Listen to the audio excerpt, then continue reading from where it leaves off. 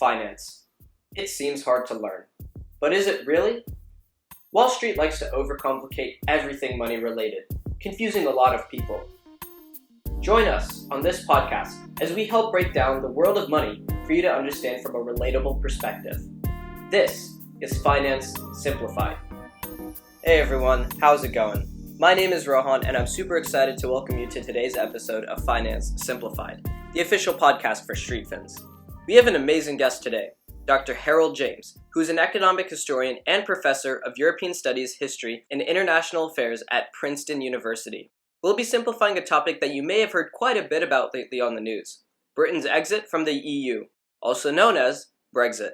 So, our guest, in addition to being a professor, used to be a fellow at Cambridge University's prestigious Peterhouse College. He has also won the Helmut Schmidt Prize for Economic History and the Ludwig Erhard Prize for writing about economics. Needless to say, I'm super excited about our upcoming conversation.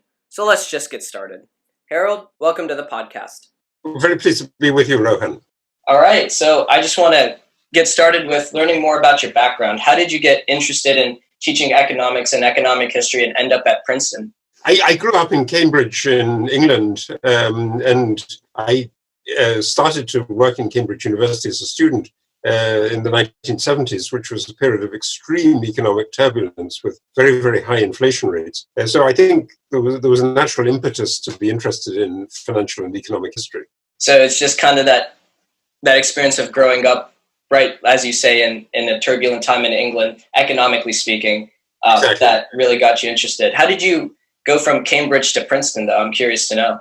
Well, I taught in Cambridge, and then I thought I would like to see something different, and I applied for some jobs in the United States. They very kindly invited me to come here to Princeton. That's pretty impressive. So I want to get started with Brexit, now that we have your background. I think as Americans, we don't have as good of an idea of what Brexit's all about. I mean, we hear about it in the news, but not many of us really understand the forces at play here. And as students, as young people, the issue of not understanding Brexit is compounded again because, it's not taught at schools. So let's just start with the basics. To understand Brexit, we need to understand what the European Union is and why it formed. So could you explain what those are? The European Union grew out of a previous set of institutions.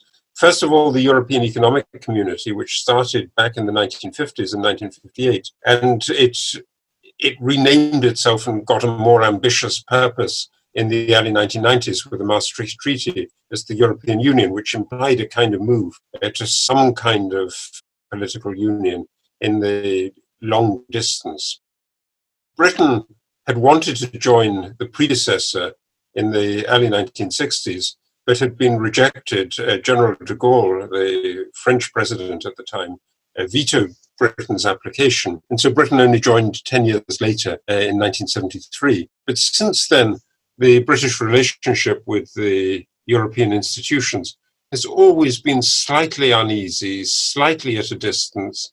The UK didn't want to join the European monetary system in the late 1970s when the Europeans moved to closer monetary integration, didn't join the euro, the single currency. It was the big project that was launched also at the Maastricht Treaty. And so Britain was always slightly on the edge of things. And I think that's really the background to the decision after the election in 2015 to have a referendum on EU membership. So you just mentioned that Britain didn't adopt the euro. Could you talk a little bit about the eurozone and what that is and how it applies to the European Union?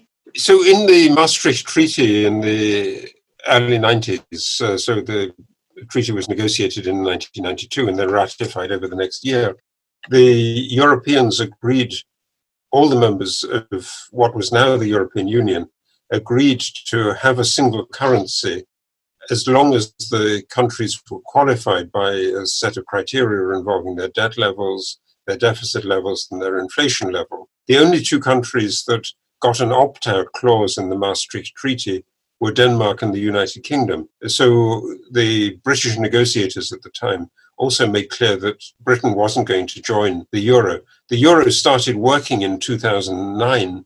A few years later, there were the physical notes and coins introduced. And it seemed to be a great success until the late 2000s. And then in 2010, a debt crisis that looked as if it was a contagious crisis broke out, first in Greece, but then it extended to Portugal, to Ireland, to Cyprus, and there was a worry that there would be contagion in other countries. And at that moment, I think the UK was also worried that it would be sucked into some kind of fiscal responsibility for dealing with the euro, and the mood towards Europe became more skeptical. So the euro was adopted by many different countries to sort of facilitate within the European Union. The member nations decided if we have this one currency, it'll help with free trade. It'll help with all these different facilitations of transactions that'll help us be a more connected coalition of states, right? That's exactly right. So Britain had the opt-out clause, right? Indeed. And why did it have that opt-out clause? What differentiated Britain and Denmark from these other countries in the EU? And does that have ramifications today? I think at that stage, the United Kingdom was worried about the loss of its monetary sovereignty. In other words, the loss of the ability to fix interest rates independently. Denmark, I don't think, was worried so much about that. And indeed, the Danish currency has very, very closely tracked the euro since the beginning. And so, in effect, Denmark is a kind of member of the monetary union. But the UK, they were always worried that they would have a shock that would be different to the European shock. They wanted to be able to respond to it with independent monetary policy. So it's really all about maintaining their power over their own economy, really, right? And one of the arguments that's put forward very, very frequently by supporters of Brexit is that Britain has to be in control of its own destiny. It has to have a meaningful sovereignty. Yeah, and I think that was one of the slogans, right? Is like, take back power, take back power. Let's just kind of get more into Brexit. We talked more about the European Union just now, so let's kind of shift over to Brexit. So in the most simplest of terms, what is Brexit? Brexit is simply departing from the European Union as it currently exists.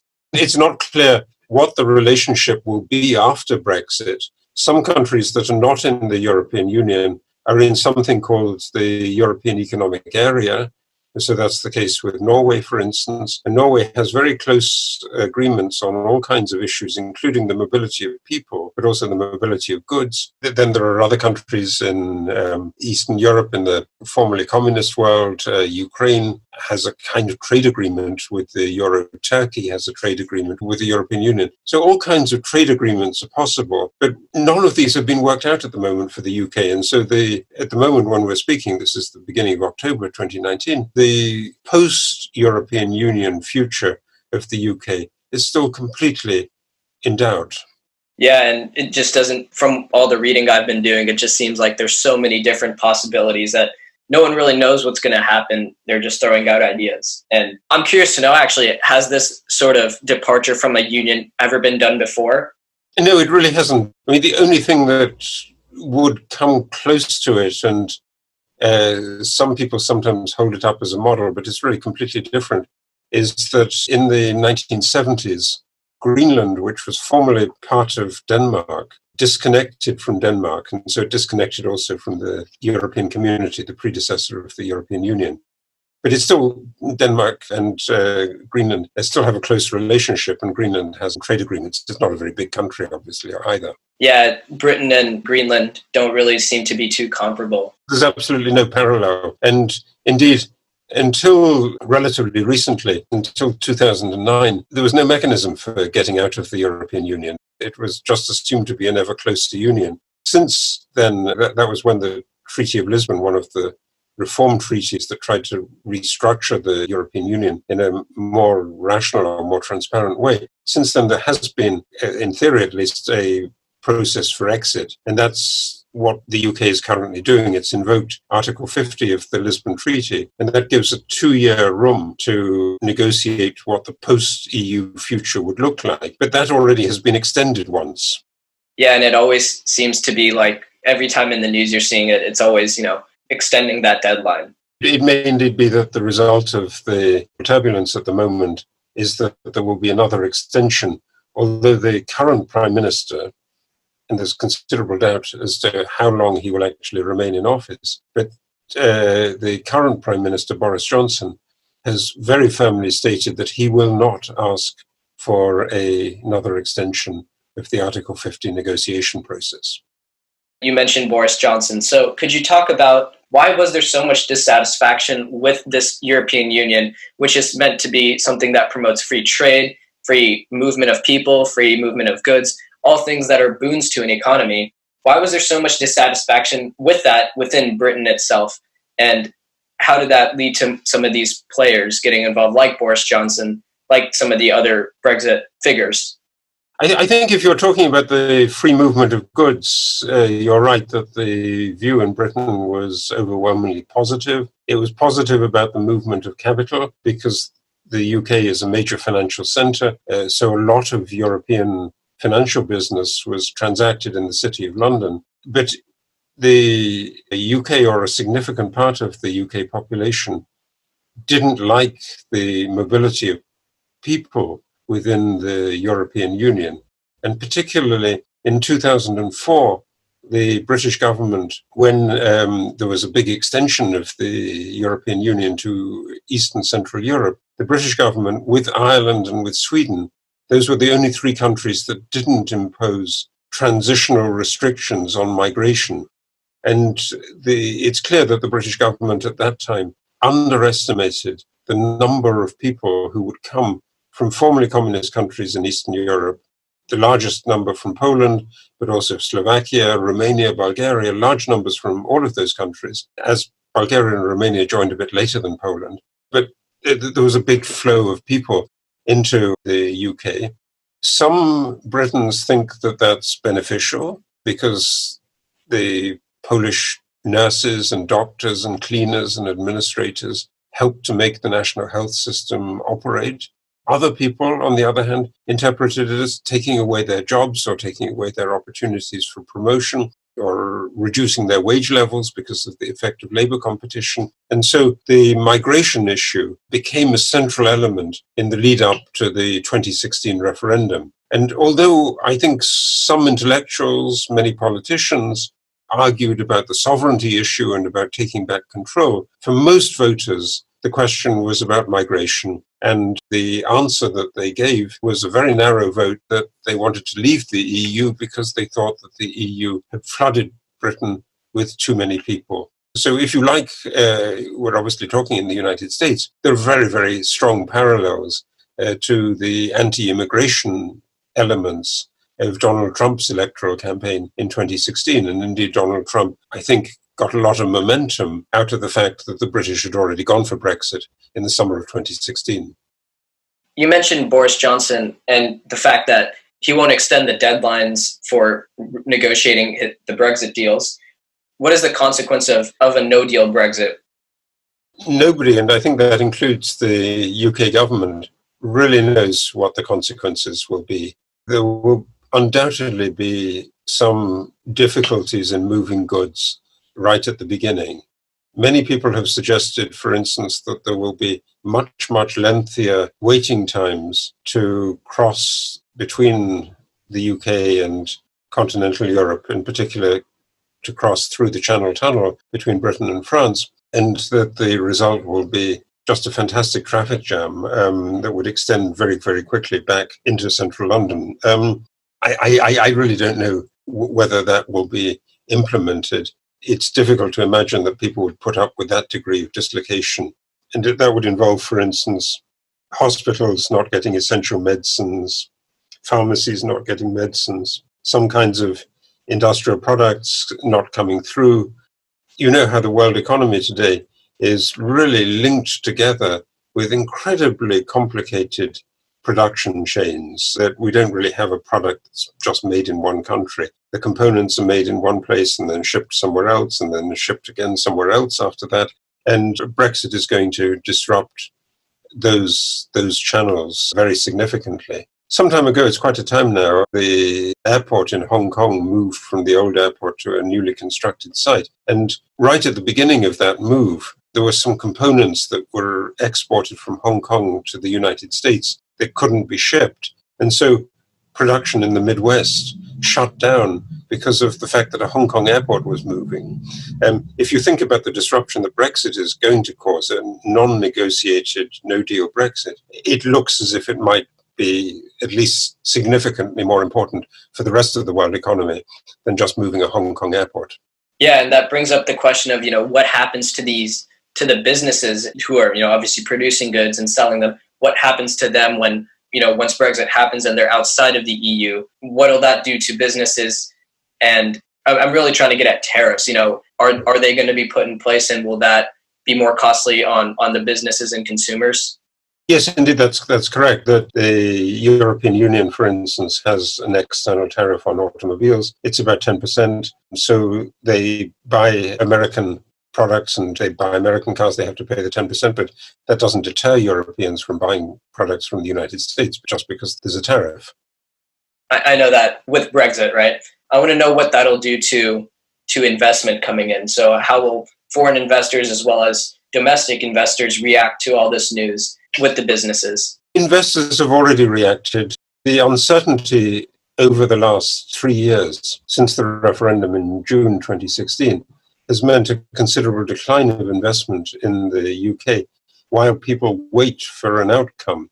And so some people will suggest if there is a Brexit or if there isn't a Brexit, investment will pick up because there's a kind of backlog that's accumulated. British companies have just not been investing over the last few years. And people who are optimistic about Brexit will say, well, it's the uncertainty that's really paralyzing at the moment. And once we get over that, things will be better. I think there may be a case like that, but the uncertainty is going to last for a considerable period of time because having no deal when you go out of the European Union means simply that you have to negotiate afterwards. And so there will be still endless negotiations. It's like really, some people make the comparison with very, very messy divorces where there are children and property and so on involved. You can't simply walk away from a mess like that. You're continually sucked into it for years and years to come. And I think that will also be part of the post-Brexit story in the United Kingdom, but also in the European Union. We kind of talked about this no-deal Brexit and how it's kind of like a worst-case scenario. And I want to talk about the best-case scenario. So in your opinion, what would be the best-case scenario for Brexit? The previous Prime Minister negotiated a deal that was rejected 3 times in the Parliament, in the House of Commons, by the MPs. But it contained many aspects of a continuing relationship. And if something like that were put into place, there wouldn't be so much uncertainty. But the people who originally were in favor of Brexit believe that it isn't enough to satisfy their demands because it still allows a considerable amount of intervention of the European Union in British affairs. The only difference is that Britain no longer contributes to making European Union decisions. But if you're thinking of very, very complicated bits of trade standards, health and safety standards, the judicial arbitration of disputes, those would all still be handled on a European level. So the disruption would be less, but the gains in terms of sovereignty would not be there. And so some people who take that position will actually say that they prefer being still in the European Union rather than having a deal on Mrs. May's terms, which is described sometimes by the critics of Mrs. May's government as Brexit in name only. Yeah, and I think the deal that Theresa May tried to sort out, that was known as the Chequers deal, right? Yes. All right. The problem was that in Parliament, and it may reflect the division of opinion in the country at large, there was no majority for anything. There was no majority to stay in the European Union. There was no majority for a no deal, and there was no majority for the negotiated deal. So you could really choose one of those 3 options. But if about a third of the population or a third of the MPs support one but don't like the other 2, then you're in an absolute stalemate. And in a sense, that's the predicament that has brought Britain into the political mess that we see at the moment. That brings up another question of the fact that some people have made the argument that now that they have had that first referendum and we've kind of seen some of the potential effects of what a Brexit could do to the economy of Britain, why can't they just have another referendum? Could you kind of talk about that viewpoint? I think many people were not sympathetic to that, because what happens, for instance, if there's another vote, but it's a narrow vote in the other direction? So it was roughly 52 on one side and 48% on the other side for Brexit in June 2016. Supposing it's 52 and 48 the other direction, does that mean that you continually have referenda about this issue? I think many people, including in many of the European capitals, would think that that's a really dysfunctional outcome, and they wouldn't want to see that happening. So there was some skepticism. The opinion has shifted, probably. There are more people now who argue for a second referendum, which would have a clearer statement of what the choices were, because it wasn't clear, I think, to many people who voted in 2016 what exactly the consequences of leaving the EU would be. And in particular, it wasn't clear whether it would be with a negotiated deal, what kind of negotiated deal that would be, or whether there would be no negotiated deal at all. So after an extended period over the last 3 years of discussing this, it might be a good idea to ask the people again, but then it would have to be a more complicated kind of question that is put, and referenda don't really lend themselves to asking very complicated questions. But I think you would have to give those three options. One, a specific deal for the post-EU future. Two, no deal at all. Or three, remaining in the EU, and then have some mechanism for transferring the vote between those three options so that you would get, in the end, a preference that reflected the wishes, the desires of the majority of British voters.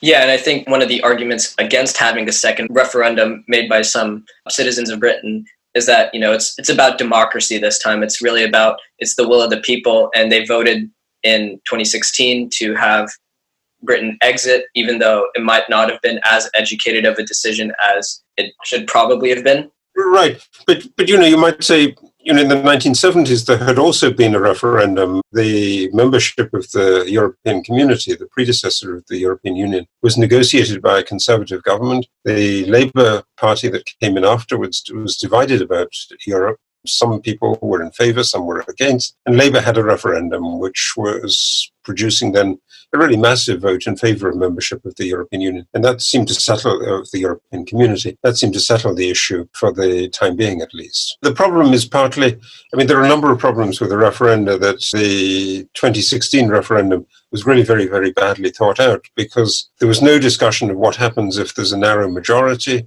For instance, you might say that you might require, in order to make a change in the status quo, not just a majority of actual voters, but a majority of all the possible voters. In other words, counting the people who don't go to the polling booths. And the second issue is that the United Kingdom has become more and more devolved since the 1990s. That is, that there's a great deal of regional autonomy for Northern Ireland, for Scotland, for Wales, and of the four parts of the UK, that is England and Scotland and Wales and Northern Ireland, of the four parts, two voted to remain in the European Union. Scotland voted to remain in the European Union, and Northern Ireland voted to remain in the European Union, largely because of the way in which the European Union was seen as the key ingredient to the successful peace process that had been instituted in Northern Ireland since the 1990s.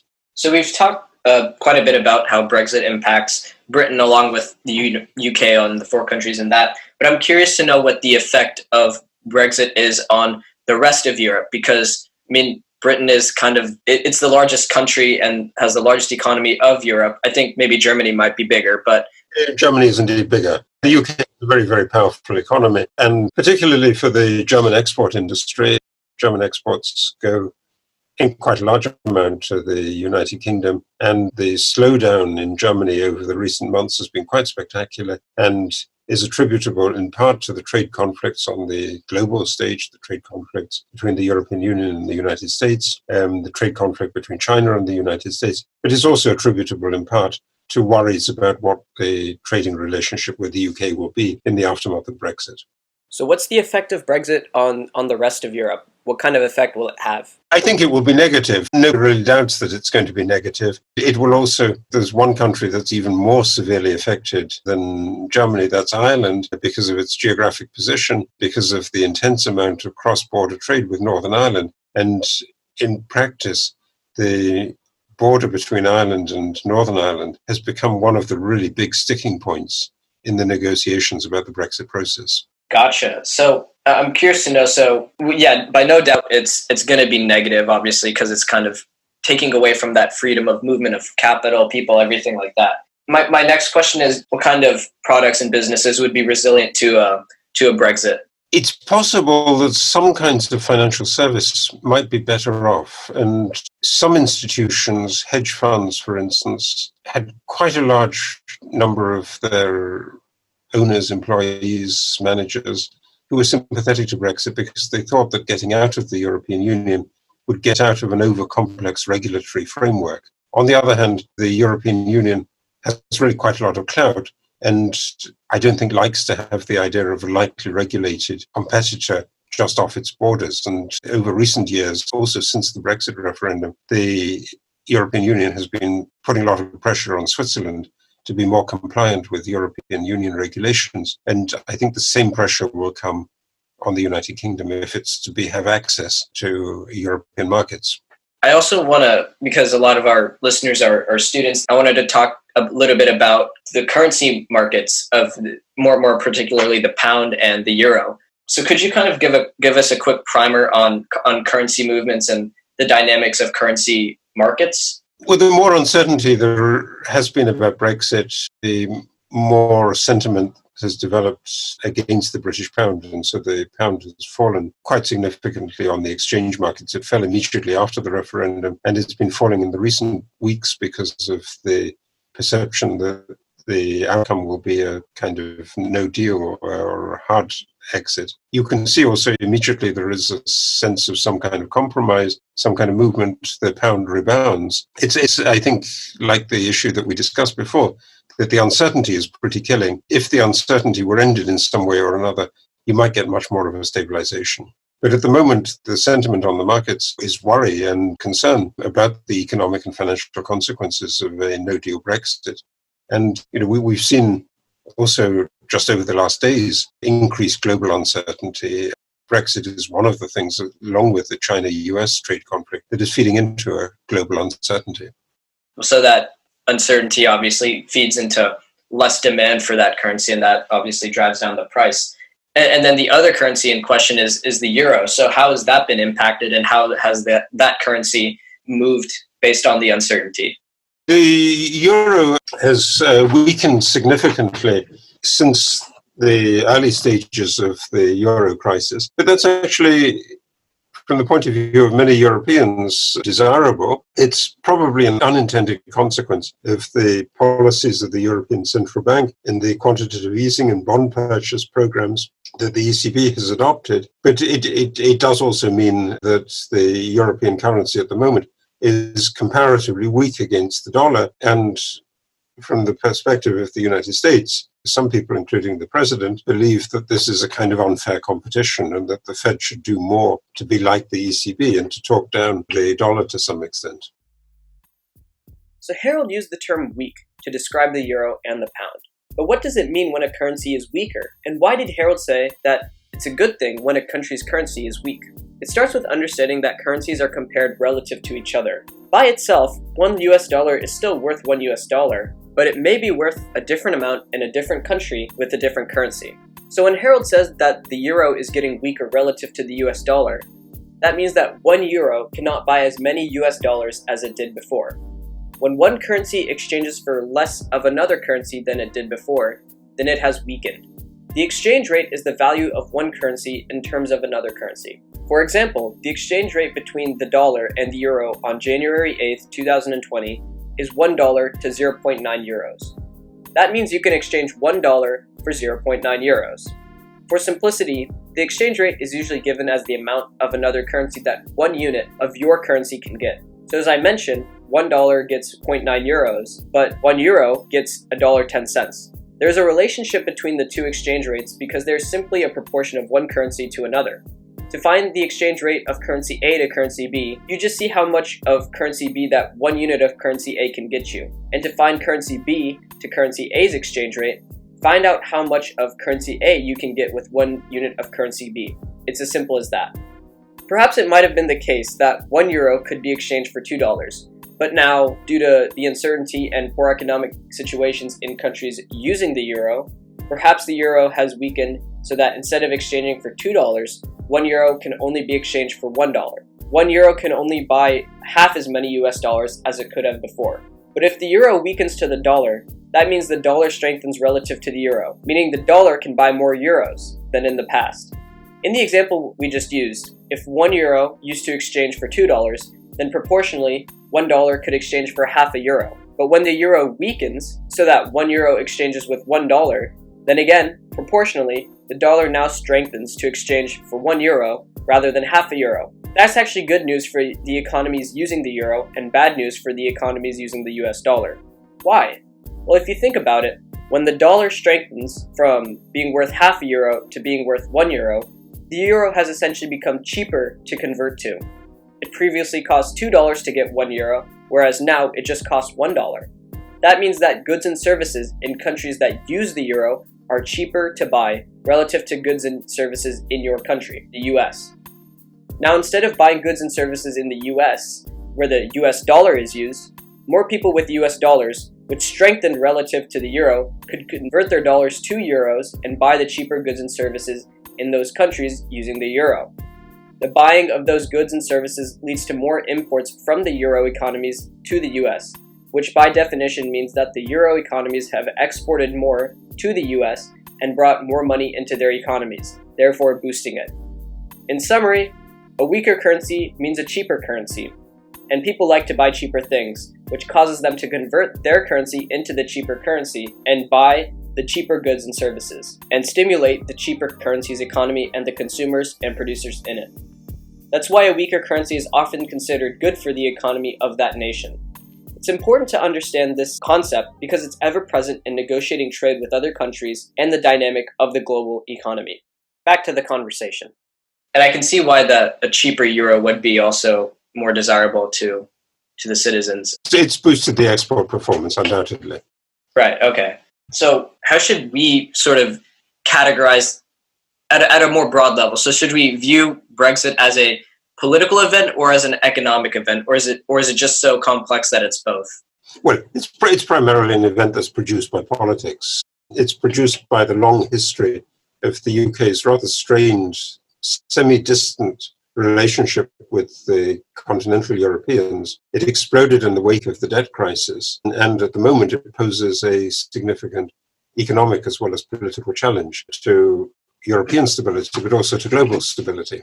Yeah, so what kind of impact does Brexit have on globalization? I think it's correctly seen as an element of deglobalization. It's pushing back against international connectedness, pushing back particularly against the flows of migration.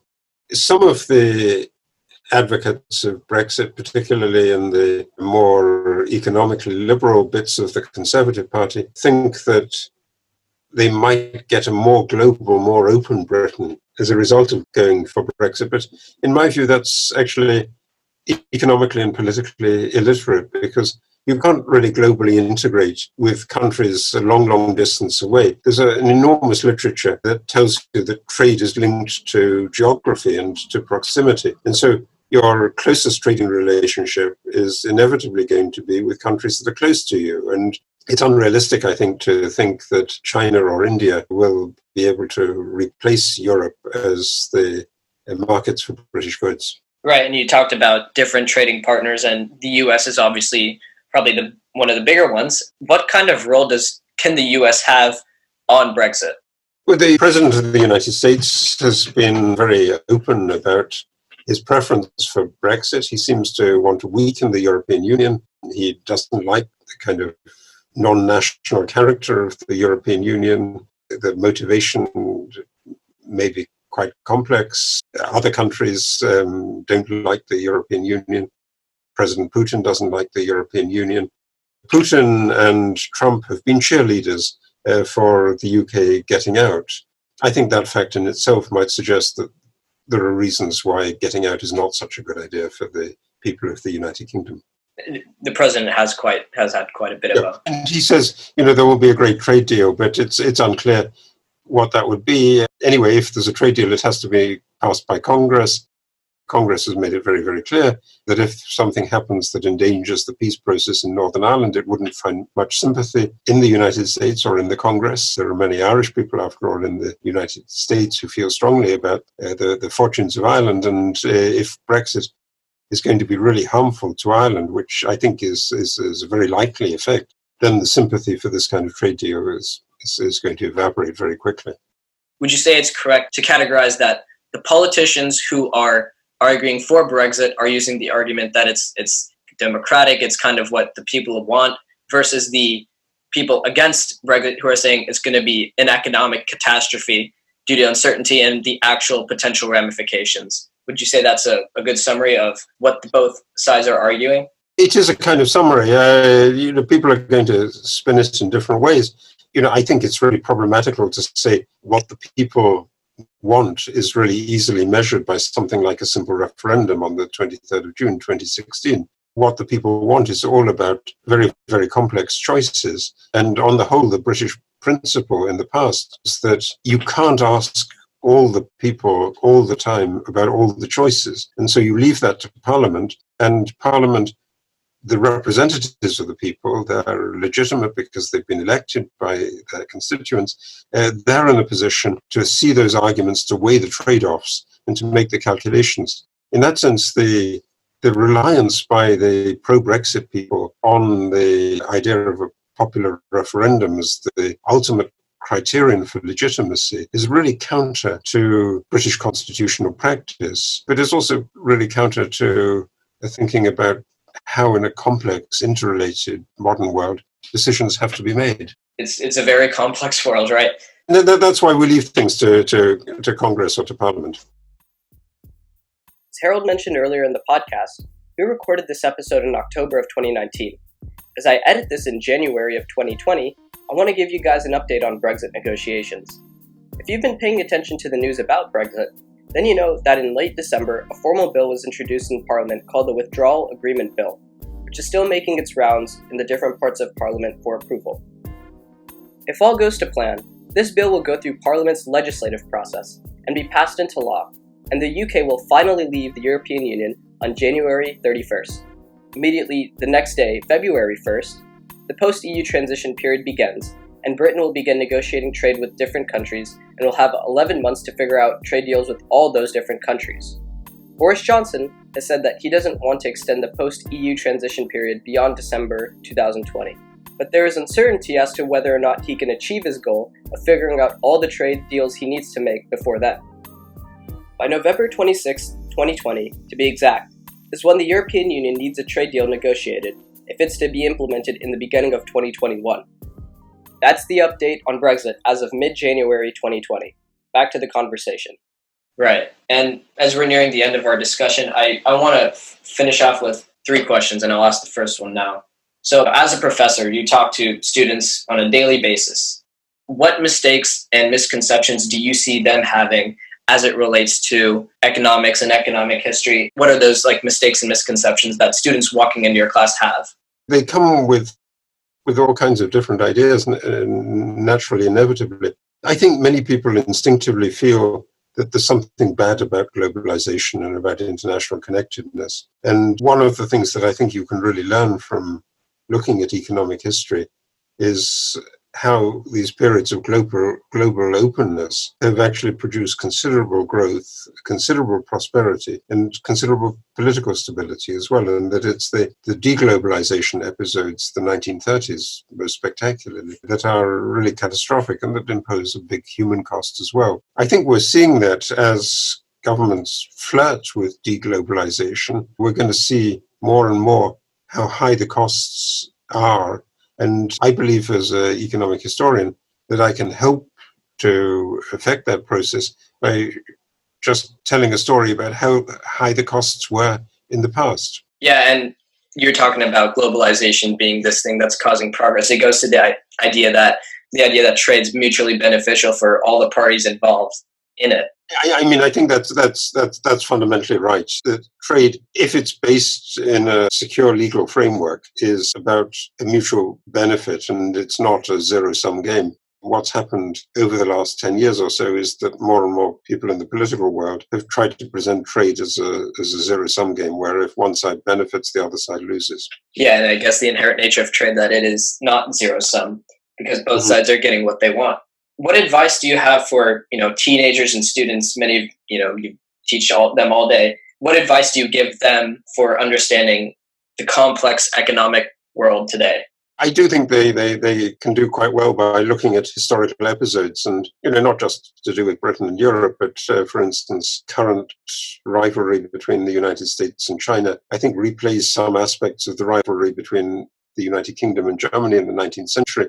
And so there are constantly things that strike a bell that look familiar when you look at history. And I do encourage people to do exactly that exercise, look and think about the past and think what went wrong in the past as well. History may not repeat itself, but it does rhyme. And that's certainly true with finance. I think that's very much true with the market fluctuations and the bubbles and periods of extreme growth. Like history doesn't repeat itself, but it will rhyme. And it's obviously worth taking a look at the past to figure out how to deal with the present. I think that's just right. Yes, absolutely. And I asked this question, this is my final question, and I asked this question of every guest I've had. And the question is, knowing what you know now about finance and economics, what lessons, I read that you had 3 kids online, so what lessons have you taught your kids about the world of money? Well, I think the best thing that they can do is to invest in their own human capital. In other words, to work and to think and to be around creative people. And that's a way to enjoy yourself, but it's also the way of building a better and more stable society. I couldn't agree more with that, Dr. James. Thank you so much for being on. I really enjoyed this conversation, and I look forward to talking to you in the future. Thank you so much. It's been a pleasure talking with you, Rohan. Hey guys, I want to thank you so much for listening to this episode of the podcast. It truly means the world to us. Please give us your thoughts and feedback on today's episode, what you liked, disliked, and what we could do better. Once again, thanks to Dr. Harold James for the amazing breakdown today. I hope you understand the complexities of Brexit in a more simplified way. Once again, we are really happy that you're taking the initiative to learn finance and to better your future. If you'd like to get in touch with us, please email streetfins@gmail.com. And if you haven't already, we highly encourage you to check out streetfins.com for articles, videos, and other content, and to subscribe to our newsletter. Join the StreetFins community and follow us on social media, links in the description, and share us with your friends so that they can learn about finance too. We'll talk to you next time on Finance Simplified.